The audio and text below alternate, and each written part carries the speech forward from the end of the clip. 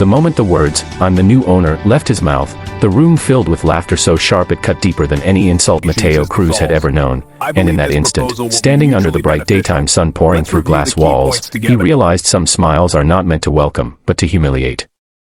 If you believe in kindness, second chances, and quiet strength that rises from pain, take a second right now to like this video, comment your thoughts, share it with someone who needs hope today, and subscribe to Soulful Stories, because stories like this remind us that life can change when we least expect it. Mateo stood near the conference table with his hands folded, wearing a simple gray shirt that still smelled faintly of detergent from the small apartment he rushed out of that morning. He didn't look like power, didn't sound like wealth, and certainly didn't fit the image of a man who could own a multi-billion-dollar company.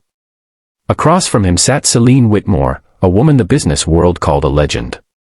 She had built empires before turning 40, crushed competitors with polite smiles, and turned ambition into art.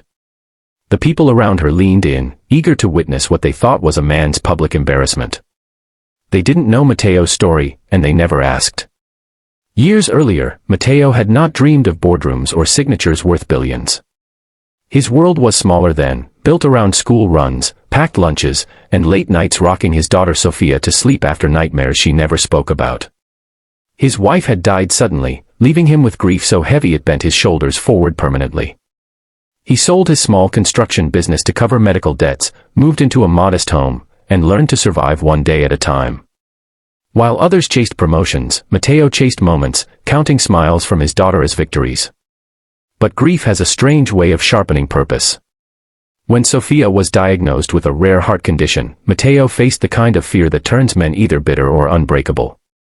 He worked nights as a warehouse supervisor, studied finance during lunch breaks, and quietly invested every spare dollar into companies everyone else overlooked. He believed in patience, not luck. While the world slept, Mateo learned how money moved, how signatures changed destinies, and how silence could be more powerful than noise. Celine Whitmore's company, Whitmore Dynamics, was one of the biggest names in urban development. Glass towers, luxury housing, smart cities. What the world didn't see was the rot beneath its shine. Overexpansion, risky loans, and silent investors pulling out one by one. Celine knew it too. That morning meeting was supposed to be damage control, a performance of confidence before her board. Mateo was meant to be a formality, a minor shareholder whose presence barely mattered. The laughter came easily because they judged him instantly. A single dad with tired eyes and no tailored suit didn't belong in rooms where power was worn like perfume. Celine watched him carefully, not laughing as loudly as the others, but smiling with amused disbelief. She had seen men like him before, men who talked big and left quietly. Mateo let the laughter wash over him.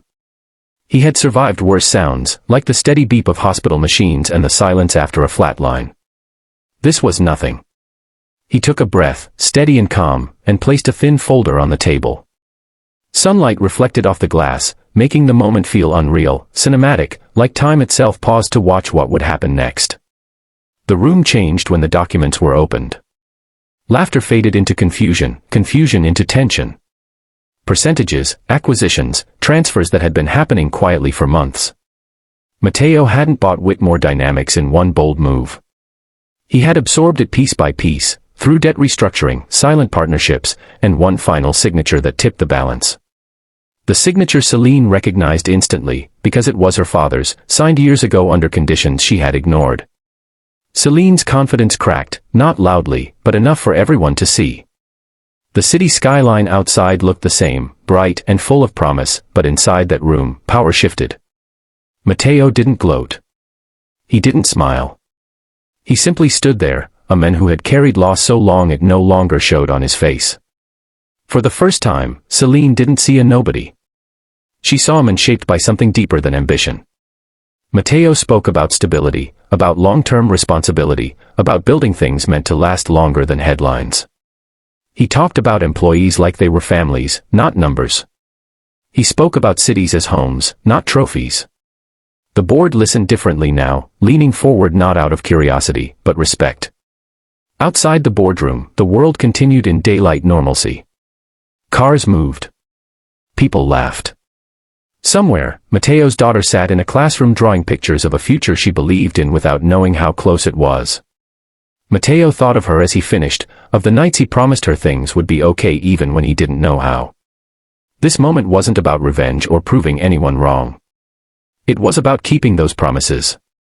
Celine excused herself after the meeting, her heels clicking sharply against the marble floor.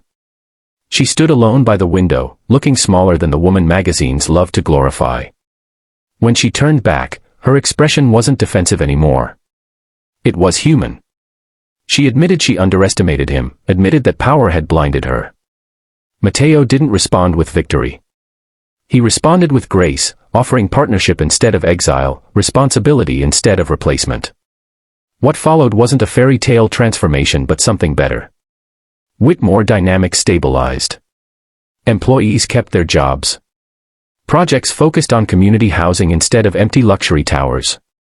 Celine stayed, not as an untouchable queen, but as a leader willing to learn. Matteo balanced board meetings with parent-teacher conferences, never missing Sophia's school plays, never letting success steal the reason he fought for it. Years later, people would tell the story differently. They'd say the billionaire laughed until she saw the signature, turning it into a punchline, a headline. But the truth was quieter and more powerful. The real moment wasn't the laughter or the shock. It was a single father standing tall in daylight, carrying love, loss, and patience like invisible armor. If this story touched your heart, if it reminded you that quiet people often carry the strongest storms and the brightest hope, please take a moment now to like this video, share it, and let us know you felt it. Your support keeps soulful stories alive. Before the ending, we have a special request for you. Comment below with one word that this story made you feel. Just one word. Let it come from your heart. Matteo never wanted applause. He wanted peace. And in the end, that's what he built, not just a company, but a future where his daughter could grow up knowing that kindness doesn't make you weak, patience isn't invisible, and sometimes, the man everyone laughs at is the one quietly holding the pen that changes everything.